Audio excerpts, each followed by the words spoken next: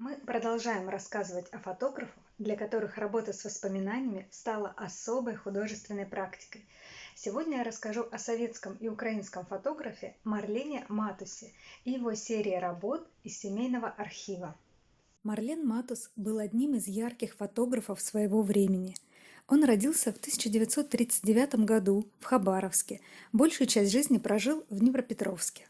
Умер в 2014 году. Марлен Матус увлекался фотографией еще в школе, впервые взял в руки камеру в 12-летнем возрасте. С 1967 года Матус участвовал в международных фотовыставках и салонах.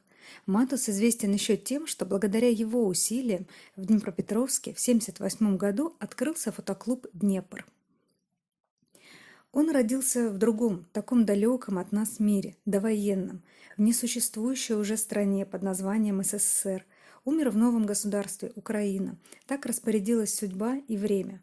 Его собственный ответ судьбе – работа и любовь. Работа фотографом, любовь к своему делу и людям, детям из клуба «Веснянка», которому он отдавал свою душу, любимой Нине, супруге, а также тем, кого снимал. А еще Матус обманул время. Он не только помнил его приметы, как, наверное, все мы, но он его буквально воссоздал. Одна из известных серий Матуса, страницы старого альбома, находится в собрании Пушкинского музея. Фотографии, которые входят в эту серию, были сняты с 1951 по 1958 год, когда Марлен еще учился в школе. Он начал фотографировать, когда ему было 12 лет. Он учился в 4 классе, и все фотографии, представленные в этом проекте, относятся к школьному периоду. Марлен Матус тогда жил в украинском селе Старый Орлик на Полтавщине, а затем переехал в Днепропетровск. Подросток снимал все, что видел вокруг – взрослых, детей, одноклассников, соседей, сельскую жизнь, частную и общественную.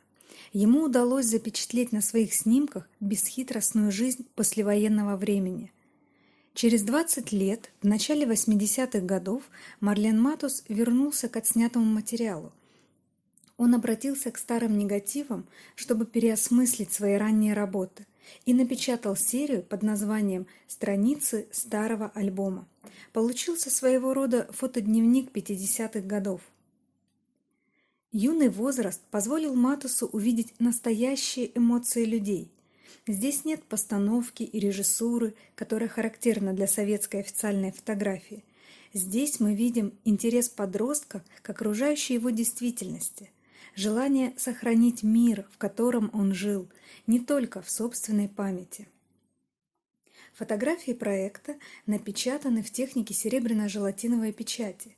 Некоторые тонированы особым образом. На многих снимках видны повреждения старых негативов, которые затем отобразились на фотографии при печати. Время налагает свой отпечаток на все. В 2012 году Марлен Матус писал об этой серии.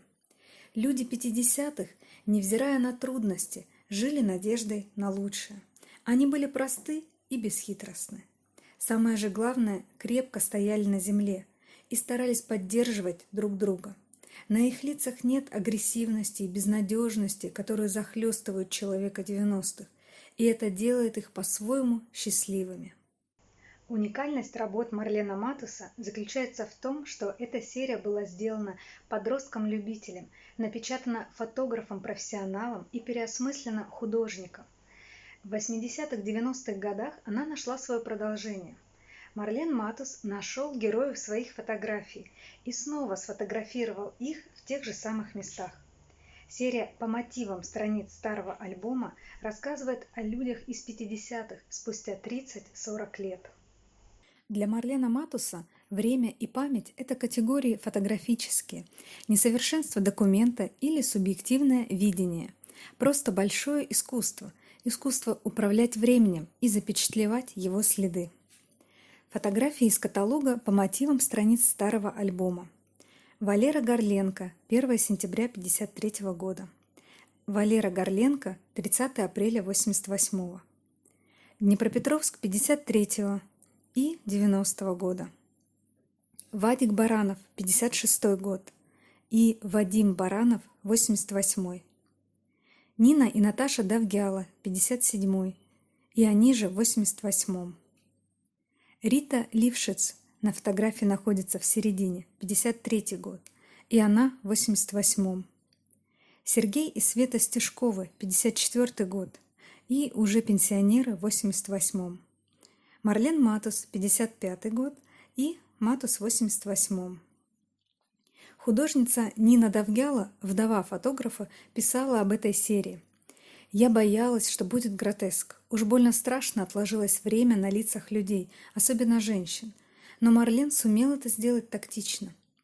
В человеке, в пейзаже, да и в себе самом Марлен сумел показать и как меняется человек во времени, и как меняется поколение, город, какими старыми были его одноклассники, дети, пережившие войну, и какими молодыми, самоуверенными дети нового поколения. Осталась старая колонка в когда-то шумном дворе, надпись «Коля» на доме, но ушла та жизнь, полная романтики, и счастливая, потому что кончилась война, хотя и не очень сытное детство. Из когда-то большой и шумной семьи остался кто-то один. Марлен всегда пытался разобраться в психологии человека, в том, что составляет его душу.